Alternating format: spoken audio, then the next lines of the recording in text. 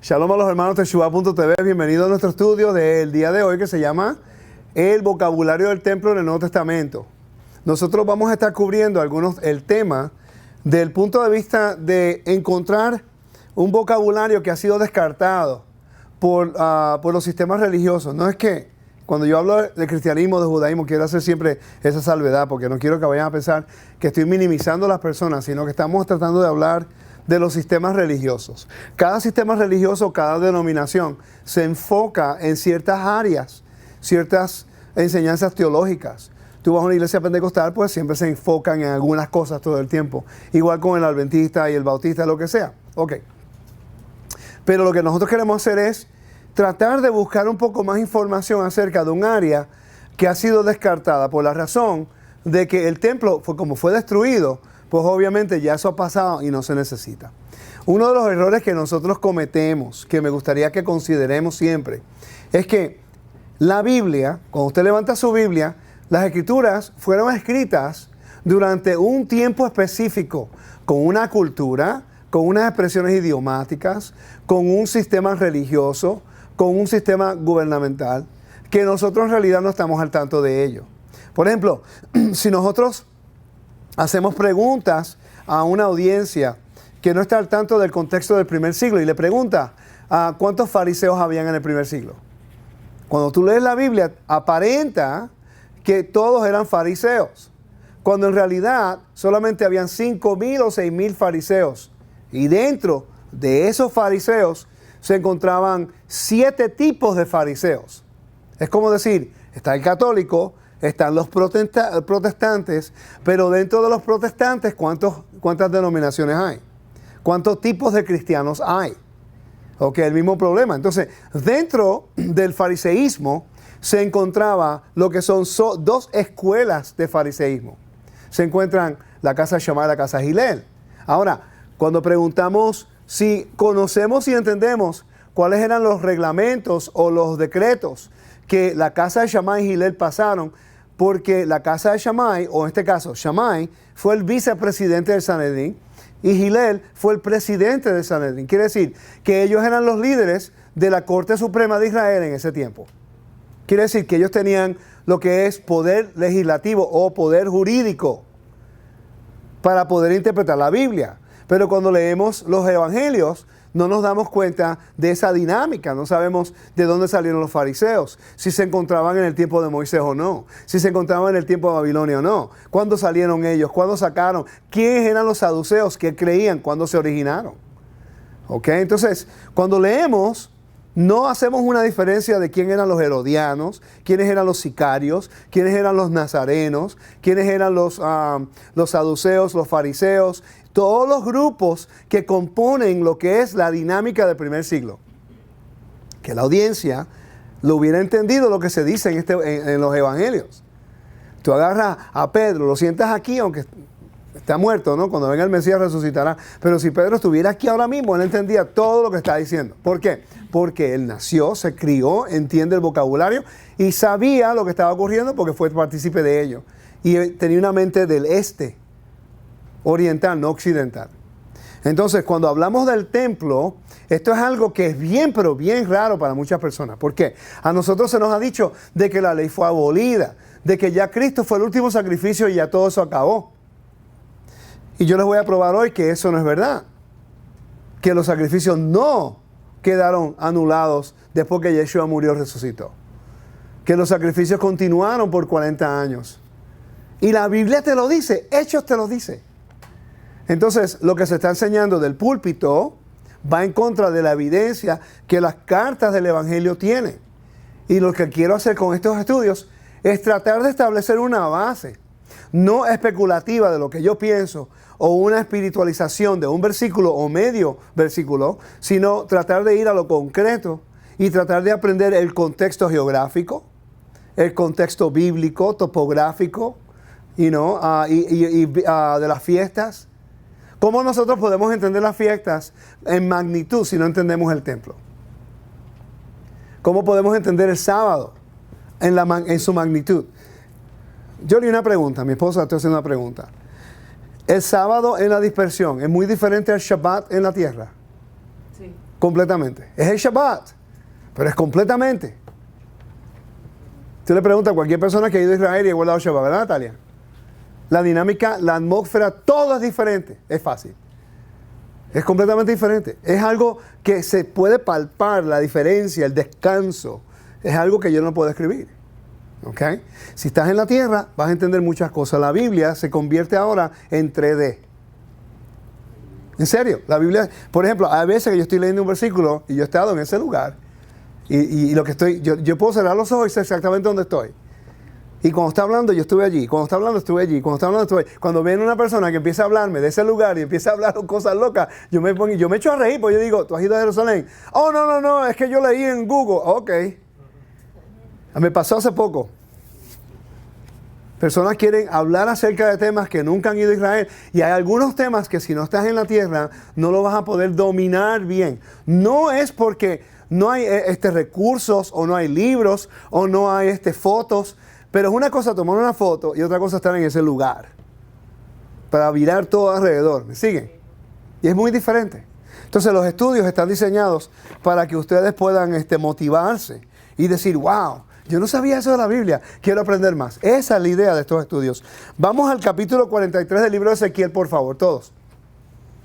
Ezequiel capítulo 43. Yo les voy a dejar saber a ustedes el por qué yo estoy enseñando acerca de esto. ¿Cuál es mi motivación? Eso es una motivación porque no tengo nada más que hacer y estoy aburrido y quiero enseñarle algo diferente. No, o es un mandato de acuerdo a la Torá y a los profetas. Ezequiel capítulo 43, versículo 10 al 12 dice, y tú, ¿cuántos de ustedes se consideran hijos de Israel aquí? Amén. Y la audiencia, los hijos de Israel, ¿verdad? Muchos se consideran Efraín o israelitas, las dos casas, el reino del norte. Ok, estos versículos es para usted. Mira lo que dice. Ezequiel capítulo 43, versículo 10 al 12. Y tú, hijo de hombre, declara a los de la casa de Israel, lo concerniente al templo, y que tomen nota, oigan esto es un mandamiento para ustedes, y que tomen nota, ¿ok?, de las dimensiones, de su plano, para que se avergüencen de sus pecados. Quiere decir que el conocer del templo nos ayuda a nosotros a llevar un mayor entendimiento de nuestra relación íntima con el Eterno. ¿Ok? Y dice, y si los han insultado por causa de todo lo que han hecho, hazles entender los detalles del templo, su disposición, sus salidas, sus entradas y todos sus detalles. Escribe ante su vista todos sus estatutos, todos sus detalles y todas sus instrucciones, para que guarden todos los detalles, sus detalles y todos sus estatutos y los pongan por obra. Es un mandato, el Eterno está hablando aquí. El versículo 12, léanlo conmigo si tienen su Biblia. Estas son las instrucciones acerca de la casa. Ok, vamos para ahí. En el capítulo 2 del libro de Hechos, nos dice que los discípulos estaban en una casa. ¿Y cuántos fueron los que aceptaron al Mesías la primera vez? 3,000 personas, ¿verdad? Ok, si una persona nunca ha visto la estructura, la arquitectura del primer siglo en Israel, te vas a dar cuenta muy rápido de que 3,000 personas no podían estar en ese lugar. Lo que las personas, muchos de nosotros no entendemos, es que la palabra la casa, y quería apuntar aquí, porque dice de la casa. Estas son las instrucciones acerca de la casa. Habaita, ¿ok? Beit Hamikdash, el Beit Hamikdash, ¿ok? Está hablando de la casa de la presencia. Esta es la casa que estaban hablando en el libro de Hechos. No era una casa de un hogar. Quiere decir que la palabra casa, de acuerdo al libro de Ezequiel y de acuerdo a todos los judíos, entienden de que la palabra Habaita, ¿ok?, es una expresión idiomática del templo. Pero si no entendemos este vocabulario, leemos Hechos capítulo 2 y pensamos que 3,000 personas podían caber en una casa.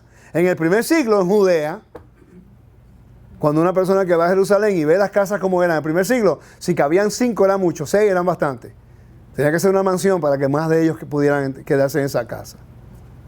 Están viendo que hay una palabrita que se asocia con el templo, que ahora la estamos conectando con una casa literal, cuando en realidad es la gran casa del rey.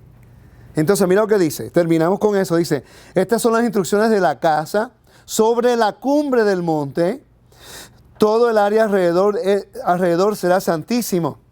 Mira, estas son las instrucciones acerca de la casa. Entonces quiere decir, hermanos, que esto es un mandato del Eterno. Si usted estudia el templo y hace lo que Ezequiel está hablando, usted se convierte en el cumplimiento de esa profecía. No creo que me siguieron. Si ustedes estudian el templo y hacen y traten de mantener lo que dice ese versículo, usted se convierte en los hijos de Israel en la dispersión, cumpliendo la profecía que Ezequiel habló en aquel tiempo. Amén. Eso fue lo que a mí me impactó en Jerusalén en febrero de este año. En febrero nosotros estábamos en un apartamento que yo renté y mi maestro trajo unos modelos, unos planos. En uno de los planos estaba la topografía, en otro estaba la geografía, en otro estaban todas las entradas y las puertas, en otro estaban todas las dimensiones. Teníamos todo así. De repente estoy haciendo un estudio, él está haciendo un estudio, el estudio era este. Eran como las 10, las 11 de la noche, yo estoy cansado. Desde las 7:30 de la mañana estábamos estudiando, ¿ok? Entonces, él empieza a hablar acerca de los escalones, estos escalones que están aquí. ¿Ven? Los escalones de aquí es una dimensión diferente a los escalones que están dentro. Te voy a enseñarlo ahorita. A ver si lo encuentro. Dame un segundo. ¿Usted ve estos escalones que están acá? Estos son más altos que los escalones que están aquí en el atrio de las mujeres. Y él está explicando el codo. Mira qué interesante. Algo técnico, Tito, disculpa. El codo. ¿Y cuál es la diferencia? ¿Y por qué la diferencia? Y yo estaba pensando, honestamente yo decía, ay, ¿qué me interesa a mí? Ya, ¿cuál es el problema? Termina ya que tengo sueño. Pero yo, por respeto a mi maestro, yo dije, wow, pues déjame concentrarme. Respiré donde empecé a pensar y de repente me recordé este versículo y entendí que a la casa de Dios te enseña cómo subir a la presencia del Padre. Que si tú vas del área de los gentiles o de las naciones extranjeros al lugar aquí, el área de las mujeres, subiste por 14 escalones en el norte y al sur y 10 en el este. Y de repente el escalón mide un tipo de codo, ¿verdad? Pero cuando ya los sacerdotes entran al lugar santo, a los atrios de los sacerdotes, ahora para ellos subir al lugar santo, el escalón es más alto. ¿Pero qué quiere decir eso, Rico? ¿Qué importa esto a nosotros? Que cuando usted quiere llegar a un lugar más alto de santidad, se toma más para subir. Más esfuerzo. Los escalones del templo en su arquitectura te enseña cómo un creyente sube de un nivel al otro. Y yo, wow, yo no podía creer que esa enseñanza era la más que me ha impactado en todo el año. Y de repente yo dije, pero espera un momentico, tú me quieres decir a mí, y me puse a mirar alrededor del cuarto, ahí tengo todos los planos, y yo saqué este versículo y lo empecé a leer. Y yo dije, Dios mío, Walter Agosto, estoy yo, y estás tú. Estamos cumpliendo Ezequiel 43 hoy aquí. Y en ese momento empecé a llorar. Porque no entendía por qué el Eterno se ha complacido en enseñarme eso. Con la autoridad del templo. El hombre tiene 46 años enseñando el templo. Y es mi maestro. ¿Me sigue? Entonces hay mucho que aprender. Hay mucho que aprender. Y eso es lo que queremos compartir. Vamos rapidito a través de las fotos para que tengan una idea de lo que quiero hablar. Y vamos a hacer algunas conexiones, ¿no? Para que podamos entender algunas cositas diferentes. Este edificio del centro, que es el edificio donde se encontraba el lugar santo, el lugar santísimo, era de 21 pisos de alto. Búsquese un edificio de 22 pisos de alto y así de alto era el templo. ¿Ok? Estos edificios alternos eran de 15 pisos de alto. Y eran 4 de ellos. Este es la puerta Nicanor y era de lo mismo, 50 codos. Como 13 pisos de alto.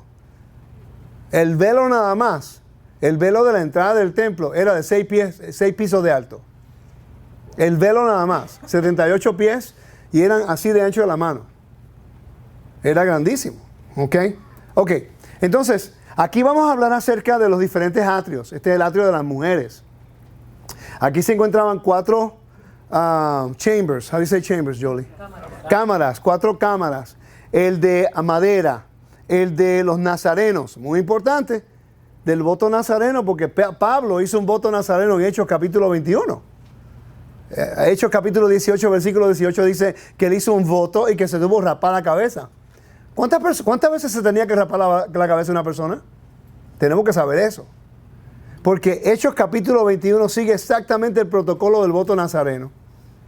¿Y por qué se está guardando un voto nazareno 28 años después que Yeshua murió y resucitó? Cuando supuestamente ya la ley había sido abolida, perdón. ¿Me están siguiendo? ¿Por qué está haciendo voto nazareno que requiere 3 animales para el sacrificio? 3 animales para el sacrificio y Pablo le pagó a 5 hombres, a 4 hombres más. 15 animales que él pagó por ello, más una canasta de pan sin levadura que tuvo que hacer para mecerla. Ok, entonces, aquí está el área de las mujeres. Mi hermana me preguntó que por qué las mujeres podían llegar hasta allí nada más. Porque en el antiguo mundo, antiguo Medio Oriente, una mujer, había mujeres prostitutas de los templos. En Corinto, por ejemplo, se encontraba Afrodite. ¿Okay? Y allí tenían mujeres prostitutas y hombres también. En Mesopotamia también. En todos estos lugares tenían mujeres que eran sacerdotisas. Y la mujer sacerdotisa también hacía rituales de orgías de fertilidad. El Eterno le dice al Dios de Israel, le dice a Israel que las mujeres no son permitidas pasar cierto lugar del templo. ¿Por qué? Para que la persona que está visitando de las naciones no diga que la mujer es una sacerdotisa y que está siendo como una prostituta del templo. Quiere decir que el Eterno está protegiendo el honor de la mujer de Israel ante los ojos de las naciones. Esa es una razón del por qué la mujer no era permitida ser sacerdotisa. Yo recuerdo tener una conversación con una señora que me estaba diciendo que ahora ella es una sacerdotisa en el orden de Melquisedec. No, que yo soy sacerdote. Y me estaba discutiendo y es de ese tipo de personas que no importa lo que tú le digas o la información, cuando piensa que es algo, lo es y ya se acabó. Y en una pues dijo algo que era una afrenta al templo, en la forma que lo dijo. Y yo he aprendido, mi esposa me ha enseñado a pensar antes de hablar. Me cuesta. Y yo le dije, fíjese señor, yo estaba pensando, esto es lo que yo pensé, no lo dije, porque hubiera sido una falta de respeto. Pero yo dije, fíjate, qué interesante, si usted quiere ser tratada como una prostituta, pues sí puede ser una sacerdotisa. Pero no lo dije, lo dije adentro. Estuve tan orgulloso de mí. Porque ella no lo hubiera aceptado como un hecho histórico si no lo hubiera tomado como una ofensa. Y esa no era mi intención. Mi intención era, pues, yo se lo dije a mi compañero después, yo le dije, si ella hubiera entendido lo que está diciendo, si entiende el antiguo Medio Oriente, ella hubiera entendido que se está llevando al mismo nivel de una sacerdotisa de las prostitutas del templo antiguo, por decir eso. No es que el Eterno no quiere usarlas a ustedes, hermanas. Está protegiendo su honor. ¿Ok? Ok, estamos claros, ¿no? Ok, continuamos. Entonces, aquí se encontraba la cámara de los leprosos. Esto es sumamente importante porque ningún israelita había sido sanado de lepra nunca en la tierra de Israel hasta que Yeshua llegó. No, y peor, él sanó a los 10 samaritanos. ¡Wow! Ellos no reconocen a Jerusalén, ni los judíos reconocían a los samaritanos. Y esa cámara tenía una cisterna debajo de ella, la número 28, la número 27. ¿Ok? La cisterna número 27. Y esa cisterna, arriba de la cisterna tenía una piscina de inmersión que nunca se había usado, por cierto. En la historia del templo esa piscina de inmersión no se hubiera usado nunca porque ningún leproso había sido sanado. Imagínate ahora que lleguen 10. Y peor, samaritanos. Que los judíos odiaban y los samaritanos odiaban a los judíos. Y había una profecía que cuando el Mesías llegara, los leprosos iban a sanarse. Porque los judíos ortodoxos saben que el Mesías se sienta a la puerta del jardín del Edén como el Mesías leproso. Eso es lo que se enseña en el judaísmo. Ok, entonces estamos viendo que aquí todo tiene una función. Estos son 15 escalones. Estos 15 escalones representan los salmos de graduales. Salmo 120 a 134. El 120 abajo, 121, 22. Cómo subir, ascender a la presencia del Padre. ¿Ok? Pero esto no es lo que quiero hablar del día de hoy, solamente apuntarle algunas cosas nada más para que tenga una idea de la mucha información. Cantamos los salmos, pero no lo conectamos con el templo. ¿Cuál es el salmo de entronamiento, por cierto? 30. ¿Y cuál más? Gracias, buena respuesta. El 30, Salmo 30, ¿cuál es el otro? 89 y el Salmo 24. ¿Cuáles son los salmos que se recitaban diariamente en el templo? Había un salmo por día. Tenemos que entender eso, porque eso es parte del servicio, ¿no? Muchos de nosotros entendemos que había un templo, pero y contamos. Mire, no conozco una persona cristiana que no cite los salmos.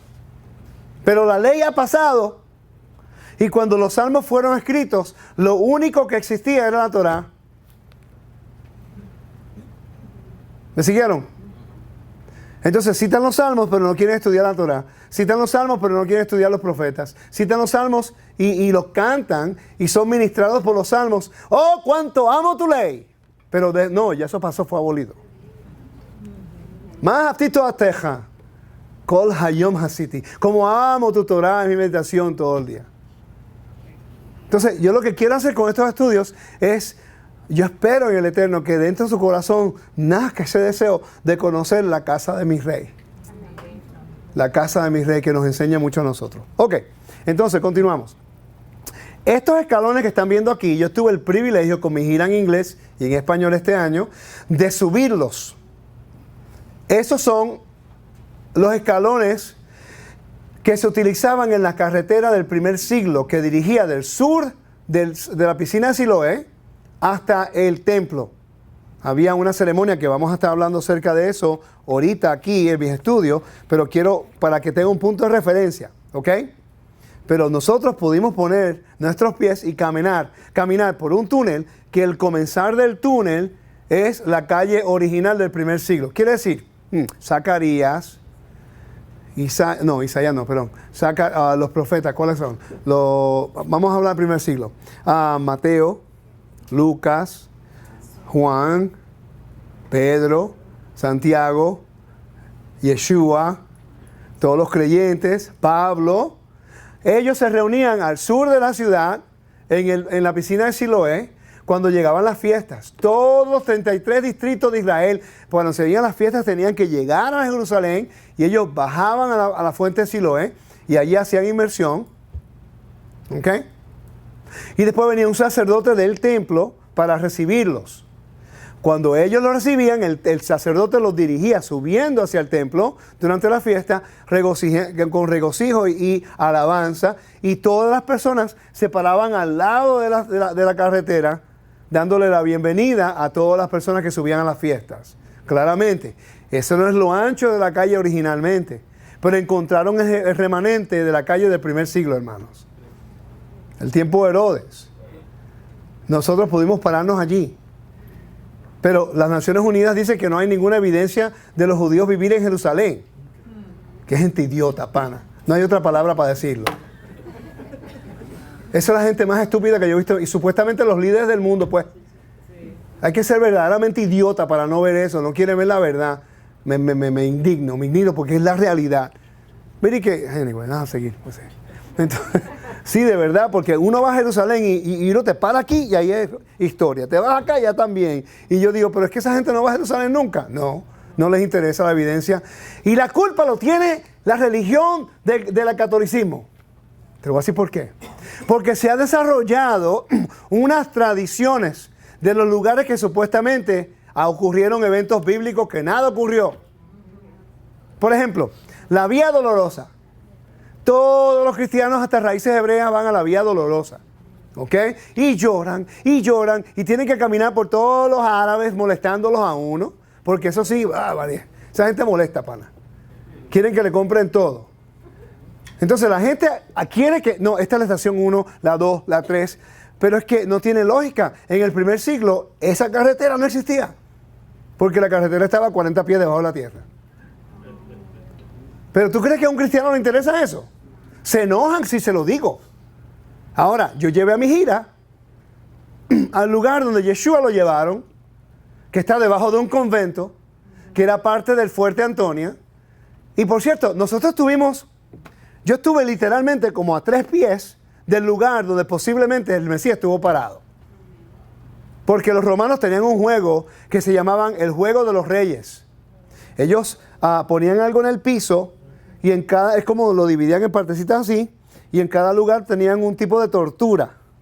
Ellos echaban dardos y usaban a la persona que iban a torturar como el juego de ajedrez, pues. Echaban dardos. 3, ok, 1, 2, 3. Paraba acá. ¿Cuál es la penalidad de la tortura? Vamos a darle esto, vamos a hacerle esto, otro. Pum. Vamos otra vez. Aquí, vamos a ponerle una corona de espina. Porque era una forma de minimizar y de humillar a una persona que era una afrenta a César. ¿Me están siguiendo? Estuvimos allí. Por cierto, la carretera del primer siglo estaba allí mismo también. ¿Tú quieres ir a la vía dolorosa verdadera? Está debajo de un convento. ¿Me están siguiendo? Cuando llevé la gira, como que wow. Entonces, cuando tú subes arriba a la vía dolorosa, tú te echas a reír porque te dice todo el mundo caminando y ahí nada ocurrió. Pero, vuelvo y digo, el 99.9 de las personas no saben de eso. No están al tanto. Por eso quiero compartirlo con ustedes. No voy a estar hablando en contra de las personas que no saben. Porque ellos no tienen la culpa. Ellos están creyendo algo que para ellos es un hecho. ¿Me están siguiendo? Pero tenemos que educarnos para ayudarnos y para compartir esta información. Continuamos. Entonces, aquí se encuentra la ciudad de Jerusalén. Este es el norte, este es el sur, este es el este, este es el oeste. Y estaba hablando anteriormente, esta es la carretera. ¿Usted ve esta carretera que está aquí? ¿Sí? ¿Amén? Ok, esta carretera es la que nosotros subimos. La ciudad de David está aquí. Otra teoría. Dicen que el templo, esa estructura grandísima, 36 cuerdas, dicen que el templo se encontraba en este pedacito pequeñito que vemos aquí. No, por cierto, dicen que el templo se encontraba aquí en el Ofel. En el Ofel. En este lugar, el Ofel. El Gevati Parking Lot, el estacionamiento del Gevati, que los arqueólogos han encontrado, el Acra. El Acra, lo que todo el mundo, hay personas que están diciendo que el templo no estaba aquí, que el templo estaba aquí. ¿Ok? Diciendo acerca de ese edificio. Y ese edificio fue construido por los griegos en el tiempo de Antíoco. Se llama el Acra. Que Shimón, el Macabeo, lo destruyó cuando conquistó a los griegos. Y no hay evidencia de un templo allí. ¿Ok? Sino de un edificio diferente. Ok, entonces estamos hablando de los... Acabamos de usar la palabra, Potter's House. Alfarero, ok. Entonces decimos, no, mi congregación es Casa del Alfarero. Y yo antes decía, wow, tremendo nombre, alfarero, porque lo leemos en Jeremías, ¿verdad? Pero en Jeremías nos dice, baja al lugar, te lo dice específicamente en los versículos. Entonces no entienden que el alfarero se encontraba al sur, afuera de la ciudad, de la piscina de Siloé, acá. Ese lugar era muy específico porque ahí, en el Ginón, hay 3 valles. Se encuentra el Kidrón. En el tiempo de Salomón no existía esta parte de la ciudad aquí. ¿Ok? No existían estas paredes tampoco. Fue eso añadidas por Herodes. ¿Ok? Eso fue unas paredes de retención que Herodes le añadió.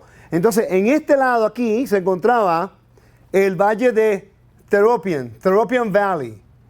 ¿Ok? Entonces habían 3 valles, el Ginón, el Theropian y el Kidrón.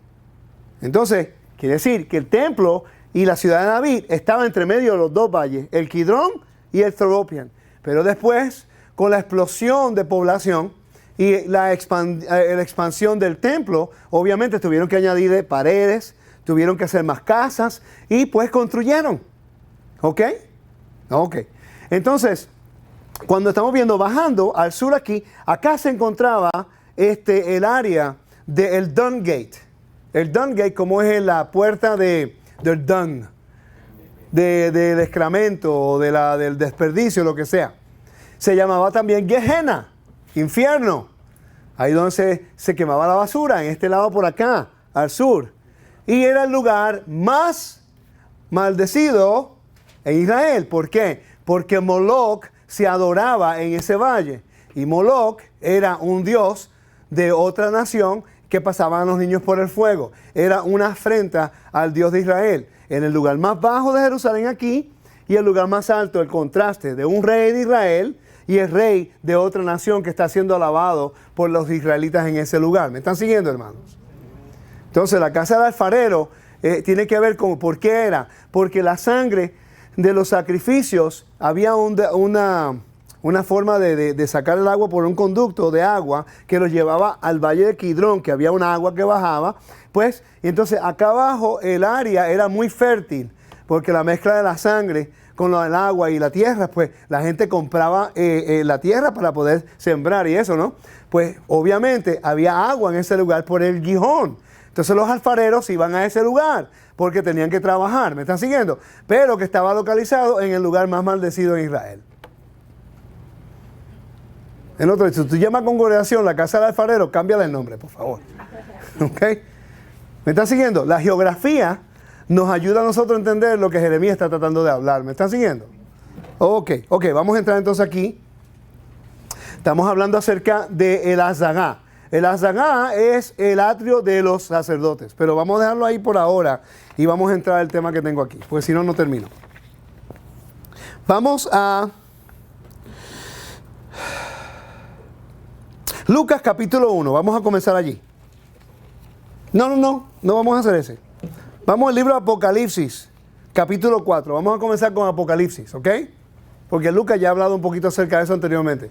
Quiero hablar acerca de Apocalipsis, vamos a cubrir Apocalipsis capítulo 4, versículo 1, Apocalipsis 8, versículo 1 al 5, Apocalipsis 7, versículo 9 y versículo 17, Apocalipsis capítulo 8, versículo 10 al 11 y Apocalipsis capítulo 6, versículo 9. Todo eso tiene que ver con el templo y con las fiestas. Cualquier cosa que tenga que ver con las fiestas tiene que ver con el templo. Recuérdense de eso. No podemos entender la fiesta si no entendemos el templo. Pregunta. Ok, no tienen que contestar, pero pregunta. Si alguien la sabe, pues la puede decir. ¿Cuándo era la única vez que se sonaba el shofar en el día de expiación? Yom Kippur, pero ¿cuándo? Cuando se cerraba las puertas.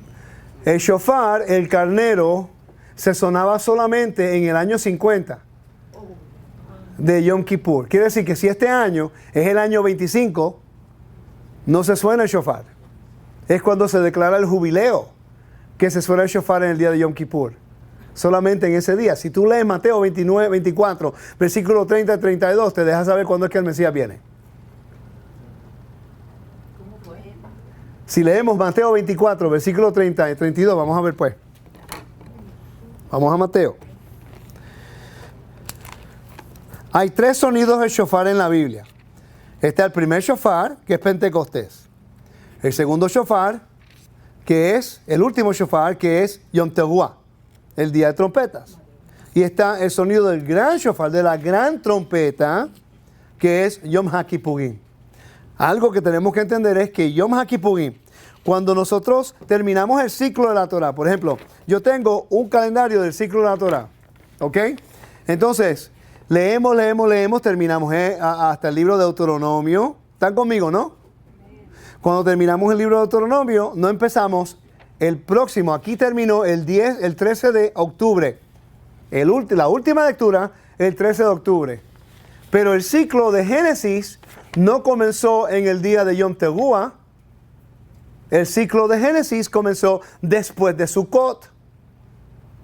Ahí es que tú enseñas Torah, tú sabes eso. Que cuando se acaba el calendario, no enseñamos en Yom Teruah, no empieza el nuevo ciclo.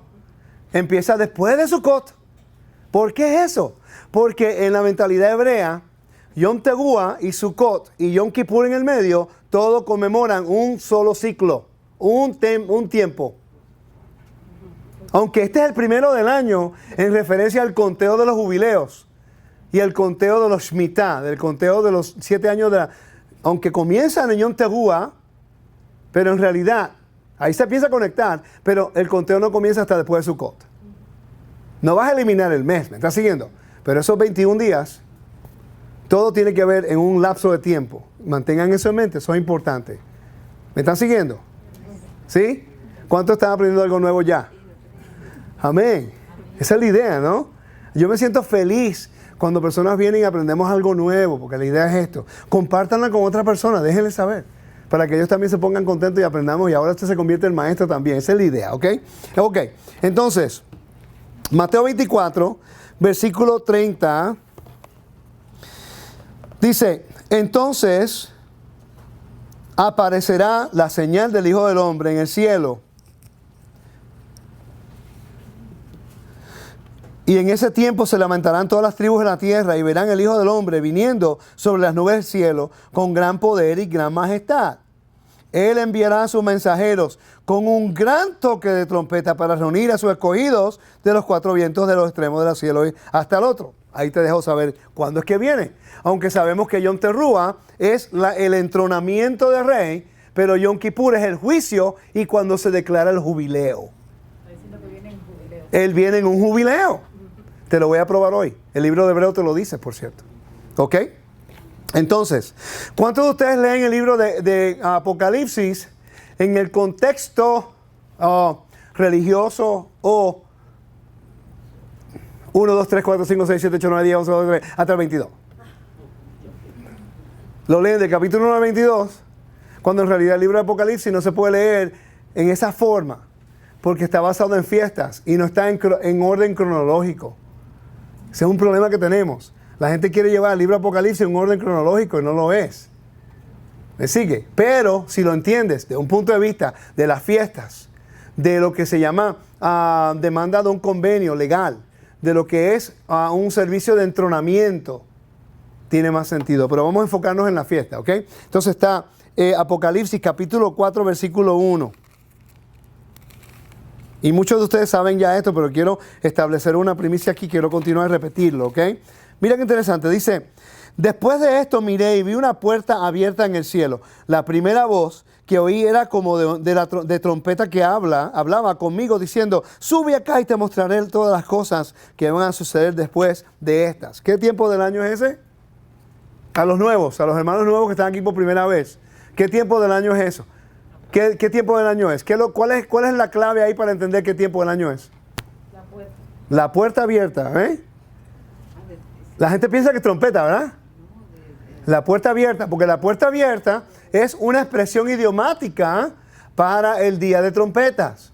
Porque el mismo judaísmo te lo dice, es cuando el Eterno abre los libros.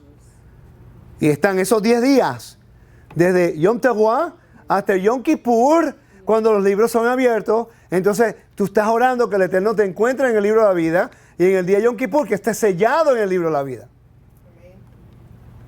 ¿Me entiendes? Que estés inscrito o que estés sellado. Ese es un vocabulario que habla el Nuevo Testamento. Eso tiene que ver con las fiestas. Quiere decir que si entendemos lo que es que seas inscrito, Efesios habla acerca de eso. Y sellado. Pablo está utilizando el vocabulario del templo y las fiestas para hablar con las personas en Éfeso. ¿Verdad que sí? La puerta abierta es un Yom Kippur. No, la puerta abierta es Yom Teruah. La puerta cerrada, sí, que es el servicio de Neilá. El servicio de Neilá es cuando se acaba el servicio de Yom Kippur, Yom HaKippurim, el día de expiación, y ahí entonces cierran las puertas. ¿Me están siguiendo? Entonces, ok, sabemos que el capítulo 4 ahora tiene que ver con ¿qué? Con Yom Teruah. Entonces, si leemos el capítulo 4, 5, 6, ok, hasta el capítulo 10, vamos a ver la dinámica de entronamiento y juicio. Porque en Yom Teruah ocurre el entronamiento del rey, se celebra el entronamiento del rey, y Yom Kippur es el juicio a las naciones o al pueblo de Israel. Eso es lo que estamos viendo. Entonces sabemos que el Mesías va a venir ¿cuándo? ¿En la primavera? ¿O cuando a cualquier momento? ¿O él tiene los sazones y los tiempos establecidos proféticamente?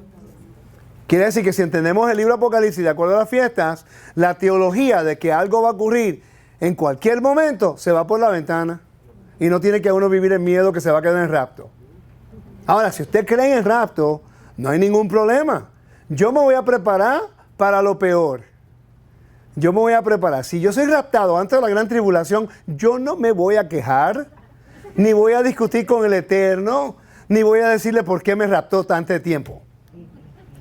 Pero una pregunta, si estamos nosotros siguiendo una idea de una muchacha de 15 años que tuvo un sueño acerca de un rapto, que después los predicadores continuaron esa idea y ahora se ha convertido en una parte importante de la teología del pentecostalismo, basado en un sueño de una niña.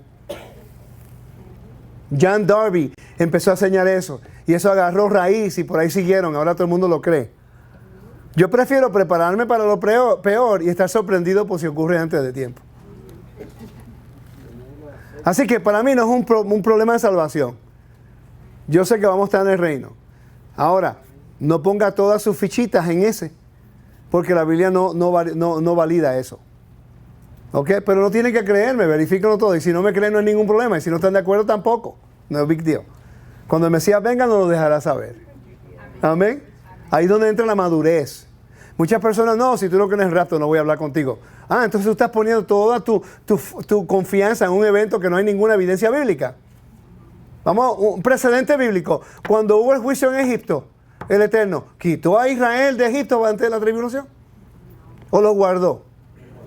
Y Noé lo sacó de la tierra porque hubo un juicio, lo preservó a través de la tribulación.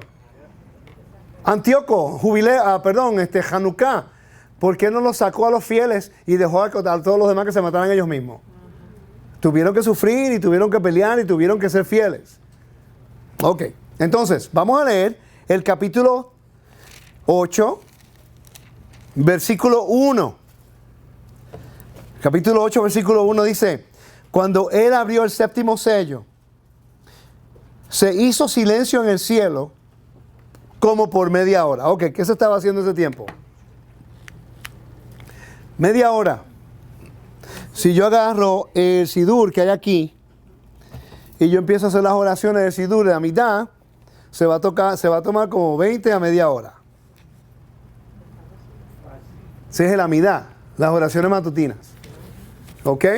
El shaharit. Eso es lo que el sacerdote hacía cuando hacía el incienso, la ofrenda del incienso. Lucas capítulo 1 te lo dice. Cuando Zacarías estaba en el lugar santo y estaba orando, se tardó. Y mientras él oraba adentro, la gente oraba con él fuera. Todos sabían las oraciones en ese momento, porque era la ofrenda del incienso. ¿Ok? Entonces, ya sabemos eso. ¿Qué tiene que ver con oraciones? Se decía el Shema, se decían los 10 mandamientos, se decían otros, se me olvidaron ahora exactamente la oración, pero todavía las oraciones se encuentran en el Sidur. En las oraciones que Zacarías estaba orando, en el libro de Lucas capítulo 1, todavía se encuentran en el Sidur tradicional de judaísmo, que muchas personas no se ocupan de mirar, ni buscar, ni hacer nada de eso. ¿Ok? Continuamos leyendo, hermanos. Dice: y vi a los 7 mensajeros que estaban delante de Elohim, y se les dieron 7 trompetas. Y otro mensajero vino y se puso de pie delante del altar. Pongan atención, eso se pone interesante ahora. Dice, delante del altar. Ok, estamos hablando de este altar. Miren la imagen de este altar. Ok. Hay 4 altares. Perdón, 3 altares en Jerusalén. Uno en el Monte de los Olivos, donde se hacía la vaca roja, era más como un pit, como si fuera... Sí, un poquito, sí, en el piso, como una cuevita. Y también estaba el altar aquí y estaba el altar de incienso. ¿Ok? Entonces, pongan atención, mire, versículo 3 dice: y otro mensajero vino y se puso de pie delante del altar, Mitzbeach.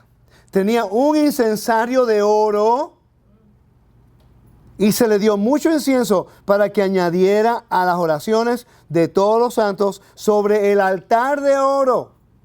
Incensario de oro, altar de oro y el altar. Ahora, yo pregunto, ¿qué día del año está hablando aquí? Yom Kippur, pero ¿qué fue lo que te dio a ti la indicación para entender eso? El incensario de oro. Era lo primero que se introducía al lugar santísimo y lo último que se removía. Porque durante el año no entraban al lugar santísimo. Usaban un incensario de plata. El entender los utensilios del templo, y cuando lo lees aquí, tú vas a entender el tiempo del año que está hablando. ¿Cuántos de ustedes no sabían, no estaban al tanto de eso? Levante su mano. Perfecto, estoy enseñando lo correcto hoy, aleluya. Esa es la idea, enseñar cositas que no estén al tanto, ¿no? Dígame. Sí, en el capítulo número 2. ¿En el capítulo 2? No, hecho el 2, en el 2. No terminó ahí. ¿Qué yo estaba diciendo? Según Ah, Según lo que se estaba leyendo, dice, y vi a los 7 ángeles que estaban en pie. ¿qué capítulo está usted? 8:2. Oh, perdón. Y dice, y vi a los 7 mensajeros que estaban delante de Elohim y se le dieron 7 trompetas. Sí, gracias, disculpe. Y otro mensajero vino y se puso de pie delante del altar. Tenía un incensario de oro. Se les dio mucho incienso para que lo añadiera a las oraciones de todos los santos sobre el altar de oro que estaba delante del trono. Y ahí era el altar de oración, de incienso, que representa la oración de los santos. Entonces estamos viendo nosotros como este capítulo ahora tiene que ver con el día de Yom HaKippurim, el día de expiación. El capítulo 4 tiene que ver con Yom Teruah. El capítulo 8 tiene que ver con Yom HaKippurim. Pero no piense ahora cronológico, no piense ahora en un orden perfecto. Porque entonces el próximo versículo no va a tener sentido. Mira qué interesante. Vamos al capítulo 7, versículo 9. Y dice, después de esto miré y vi una gran multitud de todas las naciones, y razas, y pueblos, y lenguas, cuyo número nadie podía contar, están de pie delante del trono y en la presencia del Cordero, vestidos de vestiduras blancas, llevando palma en sus manos. Aclamaban en gran voz diciendo, la salvación pertenece a nuestro Elohim, y está sentado sobre el trono del Cordero. Tenían palmas. ¿Cuándo se buscaban las palmas y se llevaban al templo? En Sukkot. Estamos viendo la dinámica de las fiestas en el libro Apocalipsis. ¿Me están siguiendo? De que esté fuera de orden a mí no me molesta. Eso no es ningún problema, porque yo entiendo que uno no puede seguirlo cronológicamente capítulo a capítulo, pero el hecho de que podemos reconocer el vocabulario es lo que me interesa más a mí. ¿Ve? Pues aquí se encuentran toda esta evidencia. ¿Tiene sentido hasta el momento, hermanos? Escriban sus preguntas, porque después del estudio vamos a hacer las preguntas y las podemos contestar, ¿ok? Si la tienen, escríbanla y después se las contesto. Ok, entonces, el versículo 17, esto es algo que aprendí hoy, del mismo capítulo 7, oigan este. Yo hoy me reuní con mi maestro por 2 horas y media, antes de venir para acá para verificar la información. Y él me hizo al tanto de este pedacito de información que yo no sabía. El versículo 17 dice, porque el Cordero que está en medio del trono los pastoreará y los guiará a fuentes de agua viva. Y Adonai enjugará toda la lágrima de los ojos de ellos. Fuentes de agua viva. Bueno, si el versículo 9 está hablando acerca de Sukkot, el versículo 17 está haciendo referencia a lo que es la celebración del agua en el templo durante la fiesta de Sukkot. Ahora vamos a ir a Juan capítulo 7.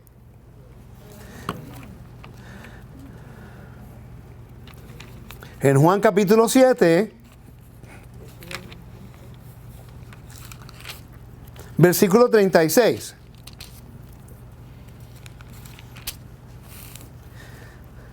37, perdón.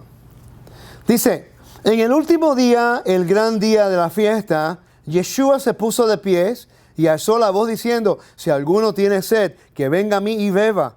El que crea en mí, como dice la Escritura, ríos de agua viva correrán de su interior. Entonces, esto dijo acerca del Espíritu que iba a recibir a los que creyeran en él, pues todavía no se había dado el Espíritu, porque Yeshua todavía no había sido glorificado. Oigan esto, entonces cuando algunos de la multitud oyeron estas cosas, dijeron, verdaderamente, este es el profeta. Otros decían, este es el Mesías. Pero otros decían, ¿de Galilea podrá salir el Mesías? Una pregunta. ¿Cómo es posible que un comentario de este hombre, nuestro amo, nuestro Mesías, el Hijo del Dios viviente, tenga tanto impacto? Cuando nosotros leemos ese versículo, honestamente, si no entendemos el servicio del templo, usted va a pensar que está loco en el medio de una audiencia gritando algo que no tiene sentido. Pero él escogió el momento correcto. Vamos a Salmos capítulo 118. Salmo, yo te puedo dejar saber una idea de cuando yo pienso que el Mesías dijo esas palabras. Se cantaban los salmos Halel. Salmos Halel de Salmo 113 al 118. Estos salmos se cantaban en Pesaj y también en Sukkot. Quiere decir que cuando Yeshua estaba en el templo estaba en el templo. Él no estaba en este lugar, por cierto, pongan atención. Él no estaba aquí metido, no podía estar aquí. Solamente los sacerdotes podían estar acá. Él estaba en este lugar aquí. O en el área de los israelitas. Pero yo pienso que era más acá, porque había más gente, ¿no? Ok. Entonces, yo pienso, de acuerdo a lo que es el servicio del templo, que Yeshua dijo esas palabras en el libro de Juan en el momento más importante del servicio. Ellos tomaban el agua. Vamos a hacer el servicio aquí ahora para que tengan una idea. ¿Ok? Vamos a regresar a esta foto. Ellos se reunían aquí abajo para las fiestas. ¿Ok? Subían a las fiestas. Después, en el templo, voy a regresar, en el templo aquí, el sacerdote salía por el sur, por la puerta del agua. Él llevaba al sur, bajaban por aquí, y el sacerdote con la audiencia, y llevaban un pitcher, un jarro de agua. ¿Ok? Pero está vacío, ¿no? Y bajaba por la carretera, hasta llegar aquí el agua de Siloé. De ahí agarraba el agua y después ellos subían. Interesante que el ritual tenía que ser con palmas, y todo el mundo usaba palmas, cantaban los salmos Halel, y entonces ellos eran dirigidos por un músico que tocaba una flauta. Y el nombre del músico se llamaba el perforado. Oiga, mira. El templo representa el cielo. Shiloeh representa el lugar más maldito, más maldecido en la tierra, el infierno. Y de ahí se saca agua de salvación. Y van subiendo para el templo, un lugar sagrado. Y allá ellos llegan, por cierto, y para subir tenían que pasar por esta calle que está aquí. ¿Ok? Y cuando llegan, no están aburridos, ¿no? Ok. Y cuando llegan, entonces los sacerdotes, los sacerdotes hacían como el tiempo de Jericó. Ellos el primer día daban una vuelta alrededor del altar. Segundo día, otra vuelta. El séptimo día daban 7 vueltas. ¿Ok? Ponían las palmas y todo. Y cantaban. Los levitas se pararan aquí en el Ducán. Ellos no se podían parar en cualquier lugar. Los levitas no podían pararse acá. Solamente los sacerdotes. Si un levita se paraba aquí, estaba usurpando la autoridad y moría. ¿Ok? Entonces, aquí se paraban los levitas y cantaban los salmos Halel. Salmo 113, 114, 115. Es ritual. 250,000 personas. ¿Ok? En el templo. 250,000 personas en el templo. A ver si consigo esto una vez en mi vida, Dios mío. Ahí está. ¿Ok? En el templo. Imagínate, 250,000 personas acá, más las personas que no podían entrar porque no eran de la nación de Israel. Y todos estaban escuchando a los salmos Halel. Los salmos que estaban cantados por los levitas. Y de repente, Salmo 118, no lo voy a leer todo, pero voy a comenzar en el versículo 20, ¿ok? Recuérdate, este es el lugar más santo en el sentido del servicio. El momento ideal. Simchat Torah, regocijándote en la Torah. ¿Ok? Yeshua, este ritual existía todo el tiempo. ¿Ok? Y de repente sabían que eso tenía que ver con el Mashiach. Sabían que tenía que ver con el profeta. Sabían que tenía que ver con el derramamiento del Espíritu Santo. Todo el tiempo, todos estos rituales del templo dirigían al Mesías o la voluntad del Padre a regresar. ¿Ok?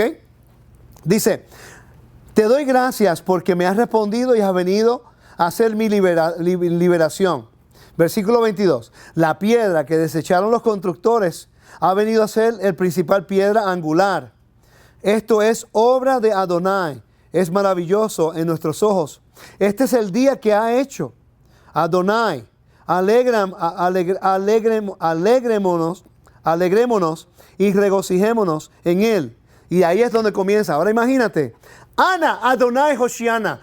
Líbranos, Adonai, por favor. Prospéranos, Adonai, por favor. Esto todavía lo cantan. O Yom Teruah y Yom Kippur en la pared de los lamentos. Ana, Adonai Hoshiana. Ana Adonai Haslijana. Baú Habá Beshem Adonai. ¿Tú sabes lo que es? Todos 200,000 personas cantando. Ayúdanos, Señor, por favor. Perdónanos, Señor. Envía el Redentor, Señor. Bendito el que viene en el nombre de Yahweh. Y ahí se levantó el Mesías. Ahí fue cuando se levantó, cuando todo el pueblo está clamando, todo el mundo está esperando. Y él dice, el que tenga sed, que beba de mí. Y de su interior saldrá río de agua viva. Se está dirigiendo a Isaías capítulo 12. ¿Me entiendes? Quiere decir que cuando Yeshua dijo esas palabras, él no las dijo porque era algo de decir en ese momento. Él esperó en el momento ideal del servicio del templo, cuando todo el mundo sabía lo que el ritual representaba, lo que las canciones representaban, todo unánime en un pueblo, un corazón y una voz. Y en ese momento él dijo sus palabras, y por eso que dijeron, ese es el Mashiach. Ese es el profeta. Porque es una reacción peculiar que tú escuches a él que diga eso y digan, el Mesías. Pero es de Galilea, de ahí es que va a salir el Mesías. Si hubieran preguntado, ¿dónde tú naciste? Él hubiera dicho, Bethlehem. ¿Mesías? ¿Me están siguiendo? Ni un aleluya, aleluya. Ok, continuamos. Ahora, están viendo lo que te estoy diciendo de la importancia de lo que es entender el templo para entender estos versículos que estamos leyendo, ¿verdad? ¿Qué hemos aprendido hasta el momento? Que Apocalipsis capítulo 4 tiene que ver con la fiesta del día de trompeta. ¿Okay? Que el capítulo 8 tiene que ver con Yom Kippur. El capítulo 7 tiene que ver con Sukkot. Que de ahí tienes que ir a Juan capítulo 7 para entender el ritual. Y para entender el ritual tienes que ir a los Salmos. Para entender cómo se hacía el ritual tienes que ir a la geografía. Para entender la geografía y la profecía tienes que ir a Isaías, a los profetas. Quiere decir que no estamos educándonos, ¿verdad que no? Estamos yendo congregación en congregación, de Shabbat a Shabbat, buscando, pero en realidad nos falta algo muy importante. Y es lo que les leí en el principio, los versículos que les leí, que es un mandato por el Eterno. Si hemos sido avergonzados, pues el Eterno estableció el templo para entender nuestra vergüenza y cómo venir delante de Él. Amén. Ok. Vamos ahora al capítulo 6, versículo 9 del libro de Apocalipsis. 6, versículo 9. Esto lo aprendí hoy también. Lo verificamos hoy también. ¿Ok? Dice el versículo 9. Cuando abrió el quinto sello, vi debajo del altar las vidas de los que habían sido muertos a causa de la palabra de Elohim y del testimonio que tenían ellos. Wow. Debajo del altar. Mira qué interesante. Algo que no estaba al tanto que pude verificar hoy es esto. El altar, hay dos lugares, por cierto. Los musulmanes consideran el lugar donde está the dome. ¿Ok? ¿Ah? El domo. Cúpula. Ok. Que debajo de eso se llama como el pozo de las almas. ¿Ok? Interesante.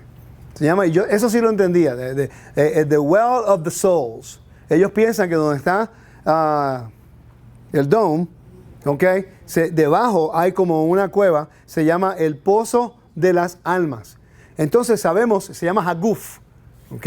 Y hay dos lugares que simbólicamente sabíamos que en el templo se llamaba como el lugar de las almas, que era el altar, debajo del altar. Este capítulo está hablando de este lugar. ¿Me están siguiendo? Esto es interesante, porque nosotros no sabemos estas cosas y lo podemos entender porque se llama el pozo de las almas. Entonces ellos pensaban que debajo del altar se llamaba el tesoro de las almas, porque ellos hacían intercesión por todo Israel cuando ponían los animales en el altar. Entonces es interesante que el libro de Apocalipsis está hablando de un versículo acerca de oraciones y hay un lugar en Israel donde se consideraba el pozo de las almas y está hablando de dos lugares, en el lugar santísimo debajo o en el altar, y aquí está hablando de este altar porque menciona un altar. ¿Me sigue? Porque en el lugar santísimo no había altar, estaba el pacto, el convenio del pacto, el arca del pacto, que eso no se encontraba en el segundo templo. ¿Me están siguiendo? Ok, continuamos. Solamente un detalle que quería darle ahí. Vamos al capítulo 8, por favor, del libro de Apocalipsis. Y leemos el versículo 10 y 11. Apocalipsis, capítulo 8, versículos 10 y 11. Hermano, solamente le he leído de un libro. Del libro Apocalipsis, ¿verdad? ¿Hemos aprendido algo nuevo hoy? ¿Están pasándola bien, no? Qué bueno. Una pregunta. ¿Por qué el Padre le ha complacido escogerlos a ustedes para aprender todas estas cosas hoy? Porque ustedes son la minoría. Pónganse a pensar en esto. ¿Cuántas personas en realidad están enseñando estas cosas? Yo no soy el único, pero son pocos. Y el Eterno los ha escogido a ustedes de diferentes lugares de toda Latinoamérica, los hermanos que me ven por Teshuvah, en toda Latinoamérica. Y lo está escogiendo a todos ustedes, los hermanos en la audiencia y también los hermanos que nos están viendo en Teshuvah. ¿Cuántos latinos hay en el mundo? Y ustedes son los que están escuchando estos temas. No es porque lo estoy enseñando yo, sino que esto lo aprendí de otra persona. Y el Eterno nos ha escogido a nosotros para aprender estas cosas. ¿Para hacer qué? ¿Para que tengamos más conocimiento? ¿O para poner las cosas en obra? Y poder compartir con otras personas. Así como ustedes me están mirando, que me miran como que estoy loco. Así los amigos de ustedes lo van a mirar a usted como usted le diga lo mismo. Aunque esa es la idea. Poder ser recíproco con el mensaje. Y no tiene que entrar en tanto detalle. Le hace una pregunta que usted sepa que ellos no saben. Eso es lo que yo hago. Yo le hago una pregunta que yo sé que ellos no saben y me voy caminando tranquilo. Yo no trato de contestarle la pregunta. Yo espero que ellos me pregunten por la respuesta. Cuando me pregunten por la respuesta, entonces no importa lo que yo diga, me lo van a aceptar porque me preguntaron. El problema con las raíces hebreas es que queremos imponer la Torah a una persona que no te ha preguntado ni piensa que tiene ningún problema. Pero si nosotros tomamos el Nuevo Testamento, que es lo que ellos supuestamente conocen, y empezamos a hacer lo que estamos haciendo hoy. Ok, una pregunta. ¿Cuántas cosas nuevas yo mencioné hoy que ustedes nunca habían escuchado? ¿Verdad? Y con todo respeto le voy a hacer una pregunta. ¿Cuántos de ustedes llevan en la Biblia como creyentes o cristianos raíces hebreas por más de 20 años o 10 años? Levanten sus manos. ¿O más o menos? 5 años, 10 años. ¿Ok? Entonces, ¿usted no cree que por un lado nos debiera dar vergüenza? Es exactamente lo que dice el libro de Ezequiel. Para que estemos avergonzados. No es porque quiera avergonzarte a propósito, es que desafortunadamente todos los pastores, mira, Seijo es pastor de una congregación ahora aquí que está enseñando raíces hebreas, pero él antes era un pastor de una iglesia cristiana. Y tú hablas con Seijo y Seijo te dice, yo estoy seguro que la intención de Seijo nunca fue de enseñar algo que no era válido, ¿verdad? Cuando tú empezaste en el ministerio, tu corazón es enseñar el evangelio a todas las almas. Lo único que cuando él conoció la verdad y entendió algunos principios que no estaba conectando, él dijo, yo tengo que aprender. Y él es humilde para decir, yo no sé, y aprender a otra persona. ¿Me está siguiendo? Eso no ocurre a todos. La pregunta es, ¿por qué el Eterno esperó por ustedes hasta que ustedes estuvieran listos? ¿Por qué él esperó por ustedes? ¿Por qué usted esperó por ustedes? Esperó por mí. Él esperó que yo terminara de jugar béisbol, que yo viajara, que hiciera mis loqueras por el mundo por allá. Cuando me cansé de correr y dije, me rindo, ahora me dice, ok, ven, siéntate, te voy a enseñar. Y me aceptó como yo era y me enseñó y ahora me ha dado una oportunidad de hacer una verdadera diferencia en el mundo. No por el béisbol profesional, sino con su palabra, siendo un siervo del Eterno. Y el yo saber que están aprendiendo algo nuevo me hace feliz. Porque yo quiero, por ejemplo, yo quiero que te enseñen la congregación de David Public. Que estas cositas nos pueden edificar, ¿verdad? Y llevas tiempo estudiando junto conmigo.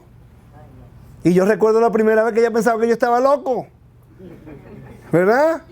Del antiguo Medio Oriente. Y después yo te dije, te voy a enviar un libro y léelo. ¡Ay, Nico, esto está bueno! ¿Verdad? Estamos aprendiendo, recuérdese eso. Ok, ahora vamos a entrar al versículo 10 del capítulo 8 y el versículo 11, por favor. Dice, el tercer mensajero tocó la trompeta y cayó del cielo una gran estrella ardiendo como una antorcha.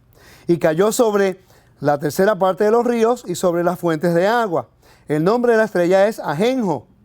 Y la tercera parte de las aguas se convirtió en Ajenjo y muchos hombres fueron por las aguas porque se pusieron amargas. Entonces, ¿dónde se llevaba en el templo?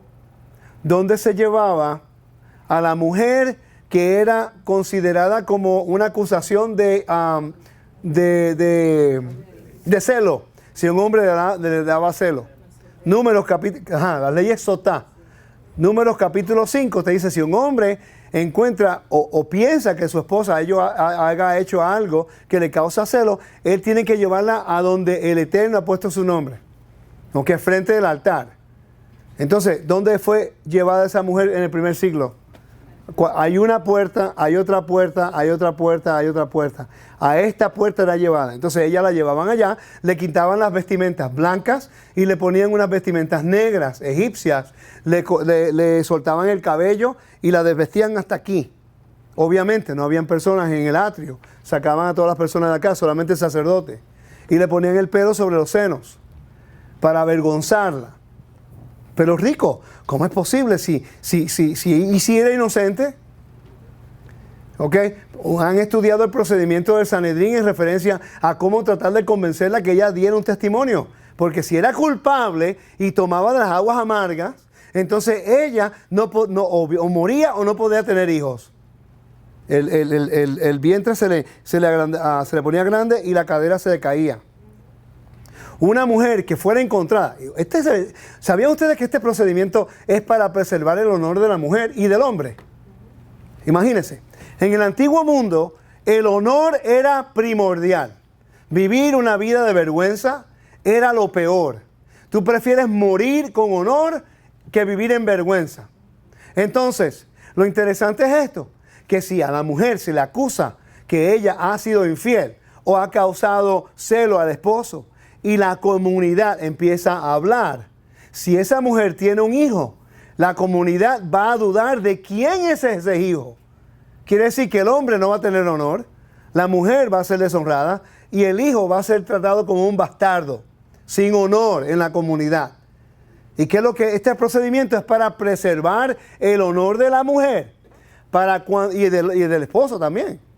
Porque si ella toma de las aguas amargas y nada le ocurre, y ella está delante del tabernáculo del templo, y está delante de la presencia del Eterno, y el sacerdote está allí, si alguien después de ese evento, vamos a poner que ella tome del agua y que la encuentren inocente, nada le ocurrió. Quiere decir que el Eterno la encontró inocente de la acusación.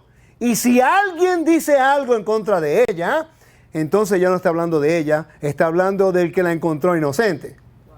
¿Me están siguiendo? Entonces, si ella va y toma del agua y nada le ocurrió, ella está vindicada y el esposo entiende que ahora ella va a tener un hijo de él, que nadie la ha tocado. Es para preservar el honor de ella, el honor del niño y el honor del esposo. Y cuando ellos se van y se casan, tienen sus hijos, nadie puede dudar de la genealogía de ese bebé. Porque el Eterno la vindicó a ella y la vindicó a él. ¿Me están siguiendo? Ahora como que el ritual tiene un poquito más de sentido. Si una mujer va a pasar por ese tipo de vergüenza para restaurar su honor, en otras palabras, tú me acusaste de que... búscame el agua que me la voy a tomar. No, mi amor, pero es que me equivoqué. No. Vamos para el templo y búscate coger. Y vamos, dame el agua, sacerdote, dame el agua ya, me lo voy a tomar. Imagínate que ella se pase por todo eso para que nada le ocurra después ¿y ahora? Tienes que estar seguro que eso es correcto. Tú no quieres acusar a una mujer de adulterio o que te haga algo mal de esa forma. Vas a tener el infierno del resto de tu vida.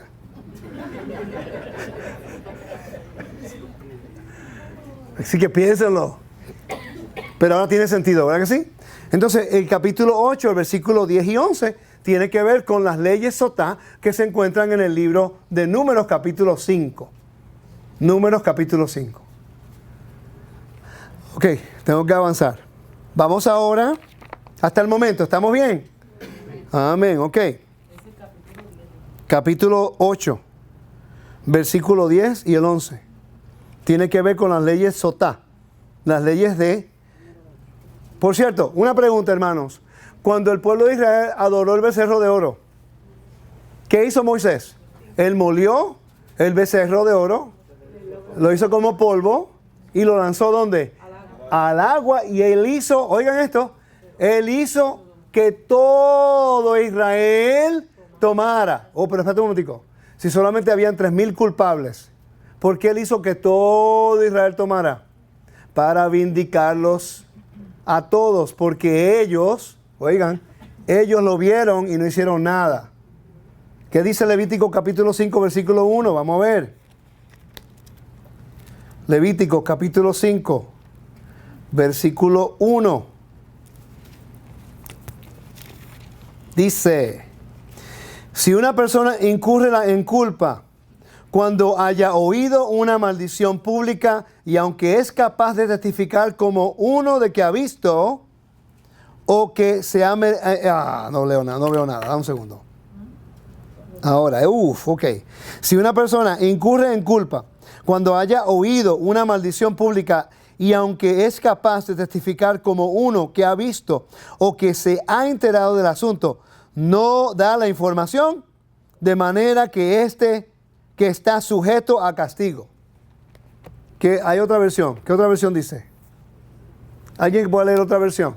Dice, cuando una persona peque, porque habiendo oído la advertencia del juramento y siendo ella testigo que lo vio o lo supo, no lo denuncie, será considerada culpable. Exacto. Entonces, ¿por qué no dijeron nada al resto de Israel cuando vieron a ellos adorando el becerro de oro? Entonces Israel, Moisés tuvo que todos tomaran de las aguas amargas para vindicar a las personas que el Eterno perdonó y a las personas que juzgó. Ahora estamos viendo que el juicio divino va a ocurrir en el libro de Apocalipsis. ¿Me está siguiendo? ¿Y cuál es la culpa? Es por idolatría, por adulterio, ¿no? O idolatría. Adulterio es lo físico de idolatría lo espiritual. ¿Ok? Quiere decir que las personas que mueren aquí en el libro de Apocalipsis, ¿cuántos que mueren? Mira, te lo dice. Dice,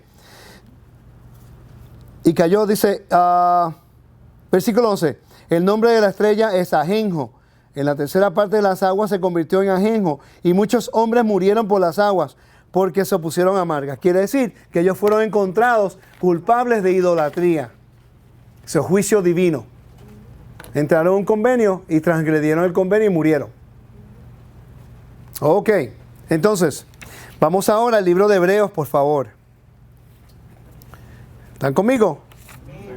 Libro de Hebreos, capítulo 9.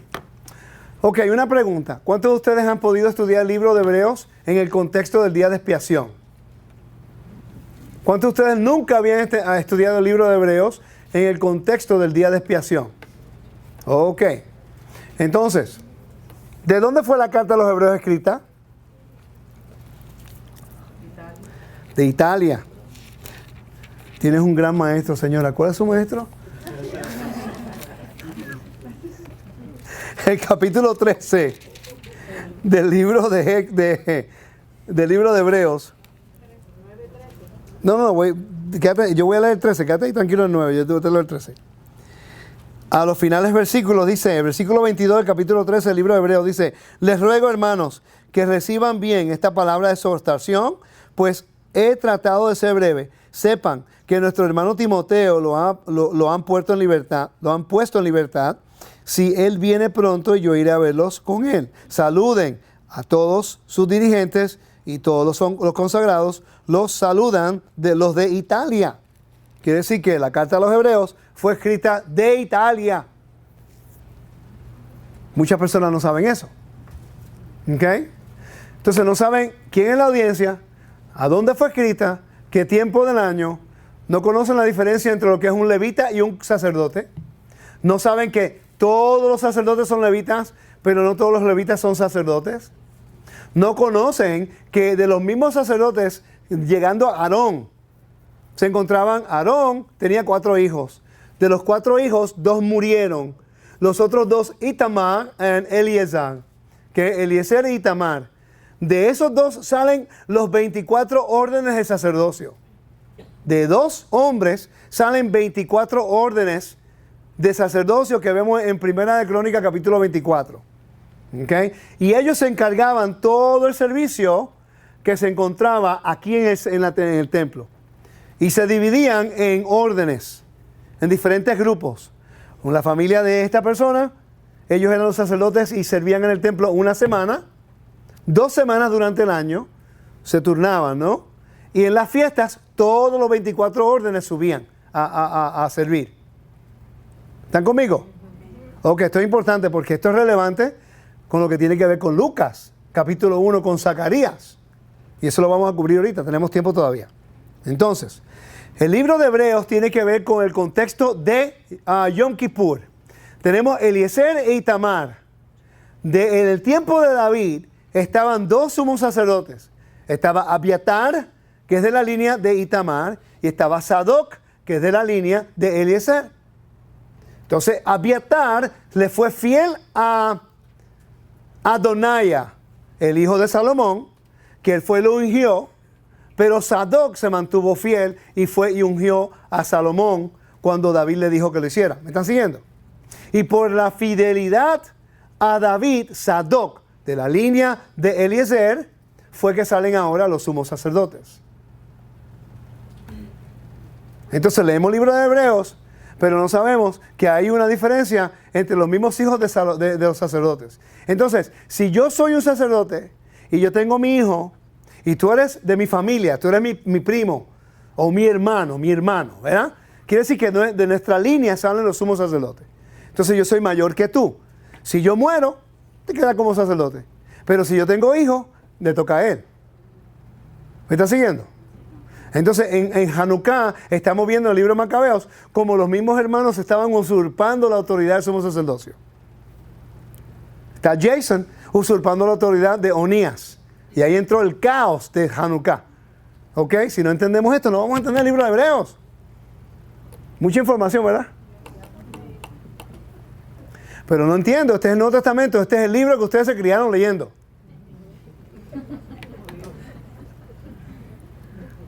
Hermano, mire, no era el momento para que el Eterno respondiera y nos ayudara a entenderlo todo. Yo no me siento mal por no entenderlo tanto. En un momento dado sí me sentía mal. Padre, pero ¿dónde estaba metido yo? Sí, estaba metido practicando béisbol y buscando de la fama y buscando eso. Ahora pues te enfocas ahora en la cosa de la Torah. Y tengo el tiempo. El Padre me ha ayudado para que yo haga esto el 100%. Usted no va a tener el tiempo de hacerlo todo el tiempo. Estudiando 6 horas al día, no hay problema. El Padre me ha llamado a hacer eso. Permítame que haga el estudio, yo le hago los estudios, usted viene, participa como la audiencia y aprende a su paso y después lo puede enseñar a su paso. No tiene que saber todos los misterios del mundo, sino entender los principios básicos que necesitamos en la Biblia. Yo me encargo de hacer el estudio, usted me apoya cuando haya un estudio y viene. No hay ningún problema, no todo el mundo va a ser maestro, pues.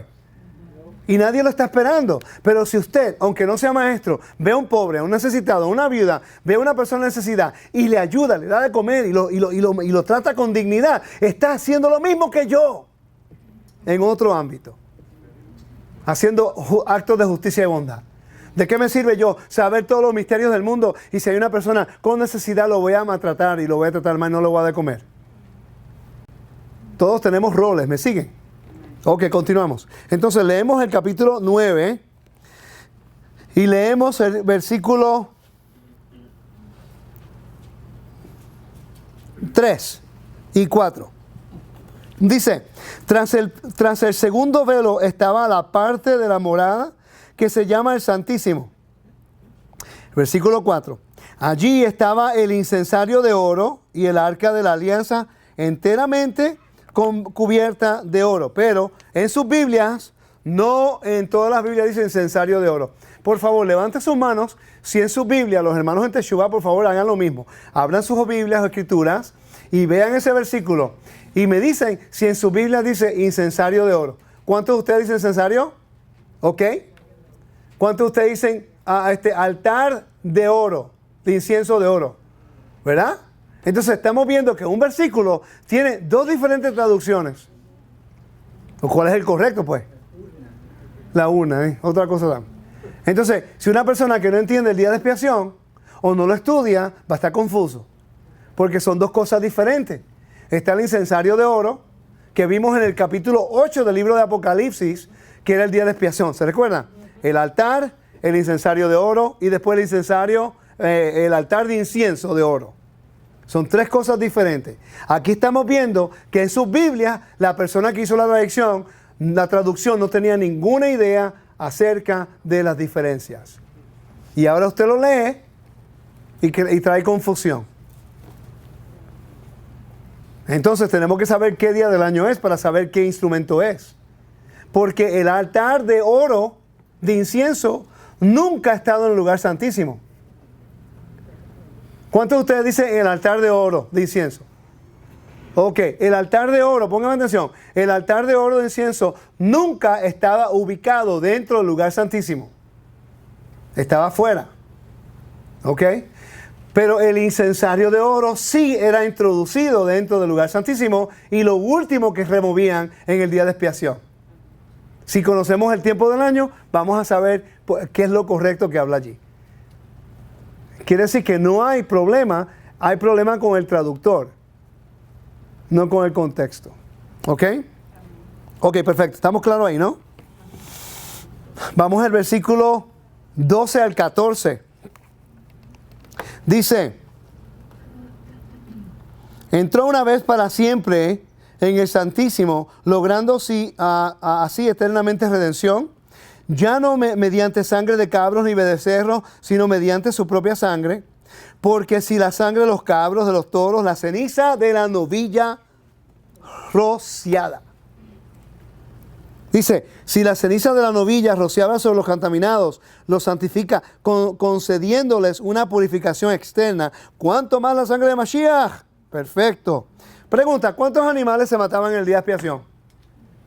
Vamos, tenemos que saber esto. Este es el libro de Hebreos. Tenemos que saber esto, porque todos los pastores desafortunadamente utilizan esos versículos para decir que el templo y el servicio ha sido anulado, pues. Pero el día del año son 365 días en un año secular ahora, ¿no? Sí.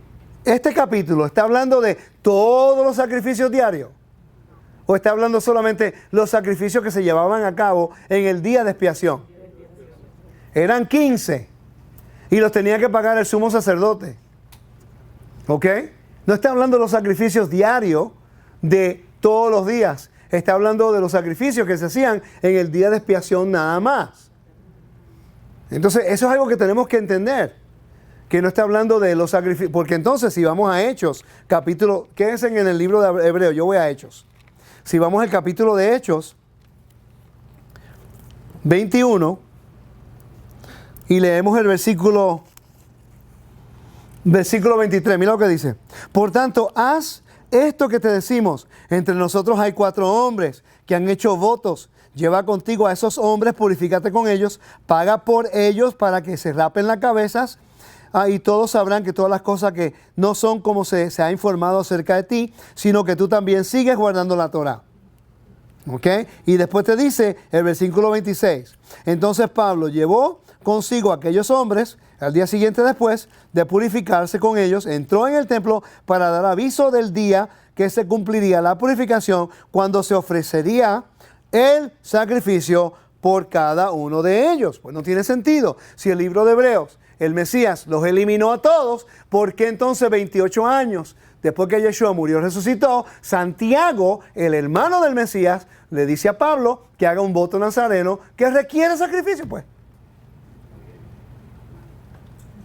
¿están conmigo? ¿No? Sí, pero yo había entendido que Pablo hizo eso para probarle a los que hablaban de que él no estaba cumpliendo la ley. Exacto, pero él lo hizo porque tenía que hacerlo, porque es la ley.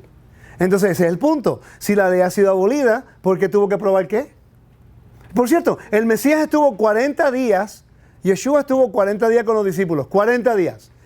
Y en ningún lugar se ve ninguna evidencia de Yeshua decirle a nadie que el templo había sido abolido.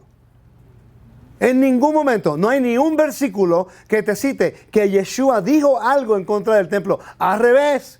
Esperen 10 días más. Porque esos días caía el día de Pentecostés. Entonces algo no se está alineando. Algo está perdiendo su sentido aquí. ¿Okay? Pablo rapó su cabeza. En el capítulo 18, versículo 18, él tomó un voto. ¿Por qué él va a tomar un voto cuando está en Corintio? Él está en la dispersión porque tiene que tomar un voto allá. El voto tiene que ver con Números capítulo 6. Entonces, ¿por qué no estamos de acuerdo a decir que no entendemos los sacrificios? Antes de hablar en contra de los sacrificios del altar, ¿por qué no aceptamos que a lo mejor no entendemos estas cosas?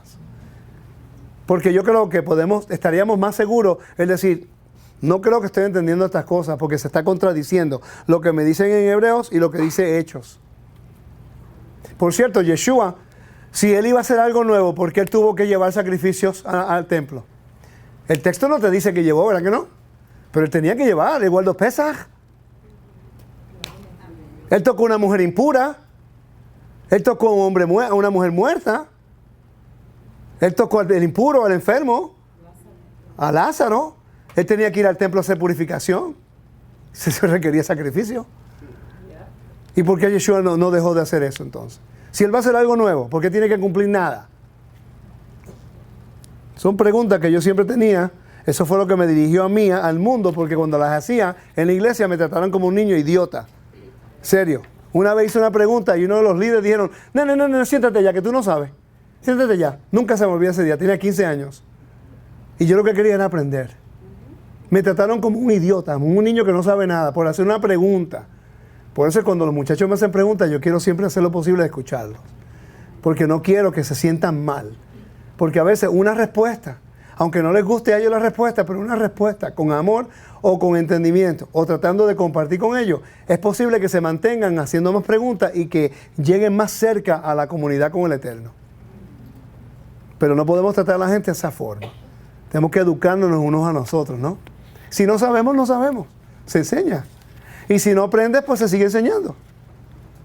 Hasta que se agarre. ¿Ok? Ok. Entonces, quiero dejarle algo aquí bien interesante. Vamos al versículo 21, por favor. El versículo 21, sí, por favor. Del capítulo 9 de Hebreos.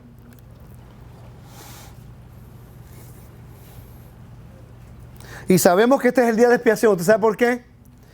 Se me olvidó mencionárselo aquí en los versículos del 12 al 14. Sabemos que es el día de expiación porque dice, las cenizas de la vaca roja, pagá adumá. Y eso se hacía en el tercer día y el séptimo día, en los 7 días de antes de Yom Kippur. Se secuestraba al sumo sacerdote en un cuarto específico en el templo y ahí pues se le enseñaba la Torá y él se le rociaba las cenizas el tercer día y el séptimo día. Quiere decir que el contexto de estos versículos nos dirige al día de expiación nada más. No de la Olá, no de la Shelamim, no de la Minhag, no de la Asham. No estamos hablando de los otros sacrificios, estamos hablando solamente del día de expiación. Los sacrificios, todos esos en el día de expiación. ¿Sí? ¿Están conmigo? Ok. Usted recuerda que yo hablé al principio del estudio acerca del jubileo. ¿Recuerdan eso, no? Sí. Ok. Que Yeshua, pues cuando venga, el sonido de la gran trompeta tiene que ver con el último día de juicio. Entonces, ¿cómo podemos probar eso? Algo que he estado estudiando hace un tiempo y mi amigo, mi estudiante y ahora también mi maestro, uno de mis maestros se llama Ryan White. Es un estudiante mío y también se está convirtiendo en un maestro. Intercambiamos y aprendo mucho de él. Él estaba haciendo la maestría en la universidad de unas cosas que estaba aprendiendo y él me dijo un día, Rico, ¿sabías tú que el versículo 21 del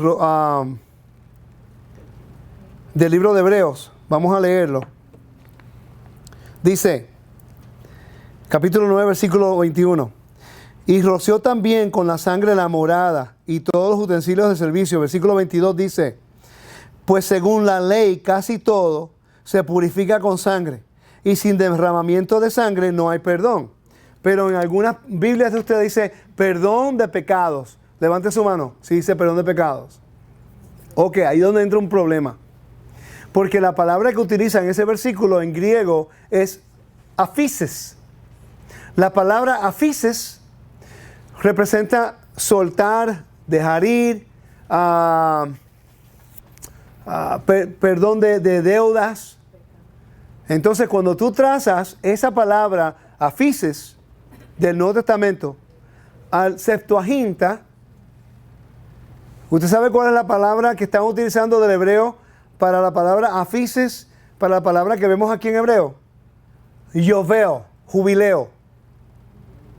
La palabra jubileo, por cierto, cuando usted ve, cuando Juan dice que está una voz, a voice crying in the wilderness, una que clama en el desierto, que está citando a Isaías capítulo 40, ¿no? Y después, Mateo capítulo 3 no lo dice, pero Lucas sí lo dice, que Él vino para perdonar los pecados, para que se arrepientan y para que hagan inmersión por el perdón de pecados, ¿no? La misma palabra que vemos ahí, que dice perdón de pecados, es la palabra afices. No es la palabra regular para perdón de pecados. No estamos hablando de pecados aquí. ¿Ok? Estamos hablando de jubileo. En el jubileo, cuando todas las deudas han sido pagadas, canceladas, perdonadas.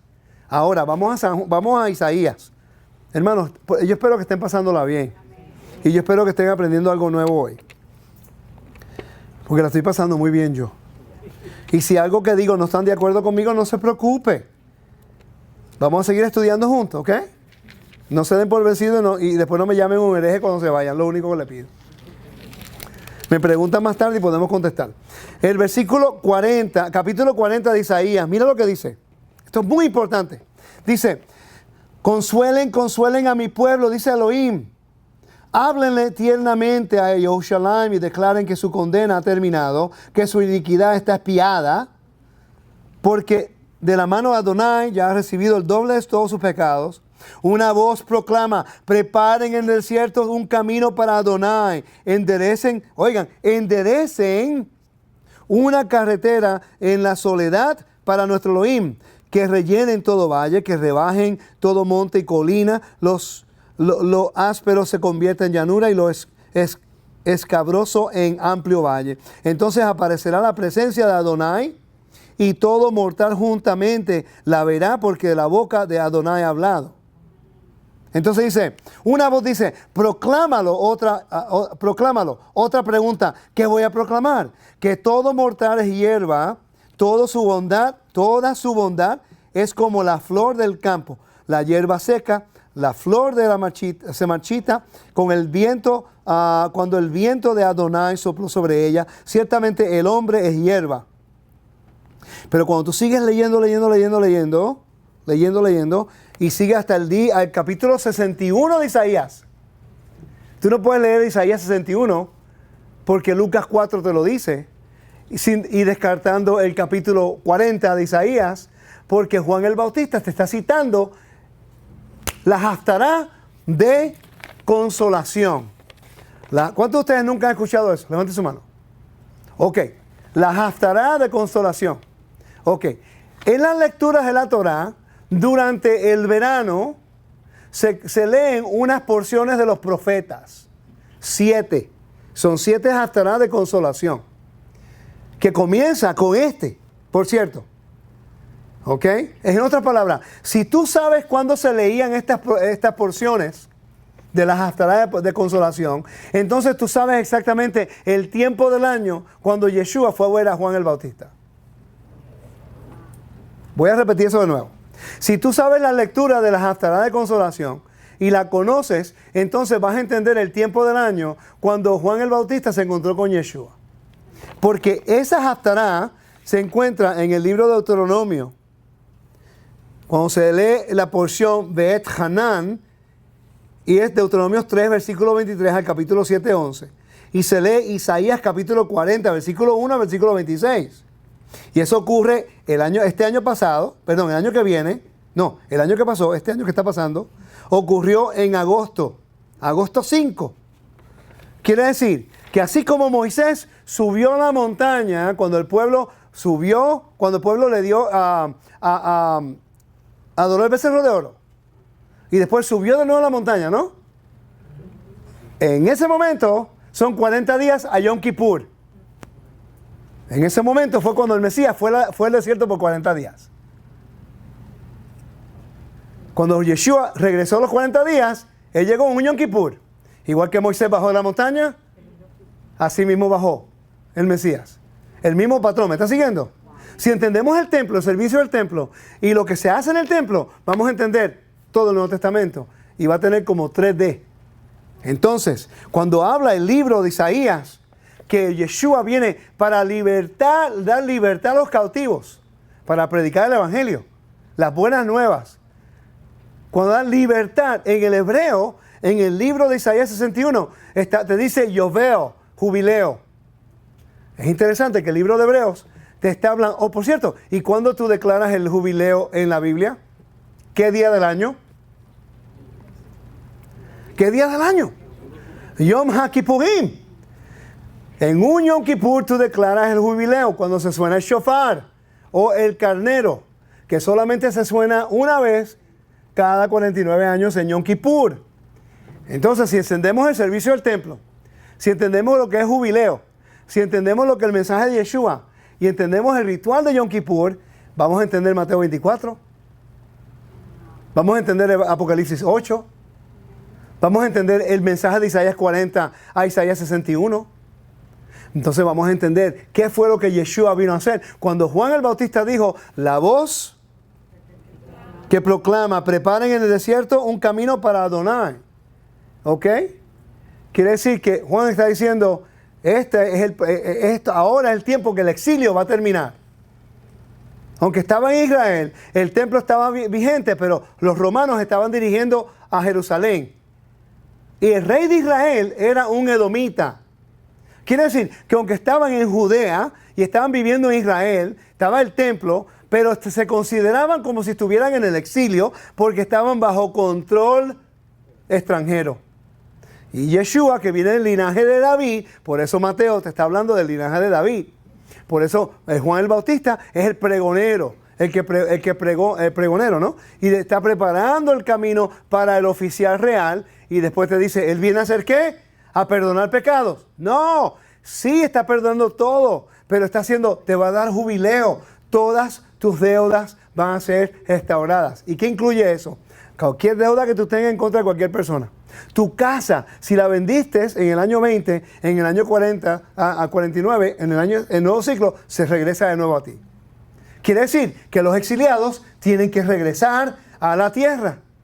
¿Por qué? Porque el exilio ocurrió por la transgresión al convenio y ellos se vendieron a la esclavitud y al exilio. Entonces, cuando el Mesías venga a un jubileo, como le dice el libro de Hebreos, tiene que restaurar todo lo que era de nosotros anteriormente, que es la tierra. ¿Me están siguiendo?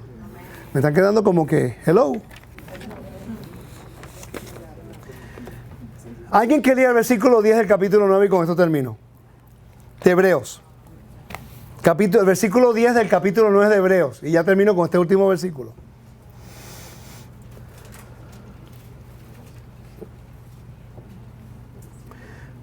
Cuando le mencioné esto a mi maestro hoy, él no sabía que la palabra jubileo o afices, que se refiere a jubileo, estaba en ese versículo 22. Entonces él me dice, léete el versículo 10. ¿Qué significa reformación en el libro, en el griego? ¿Puedes leer ese versículo, mi bonita? El 10 del capítulo 9 de Hebreos. ¿Alguien que lo lea? Ya que consiste solo de comidas y bebidas de diversas abluciones y ordenanzas acerca de la carne, impuestas hasta el tiempo de reformar las cosas.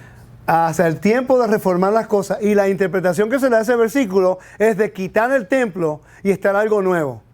Pero cuando tú ves la palabra que dice reformación o reformar las cosas, en otras interpretaciones dice para hacerlas rectas.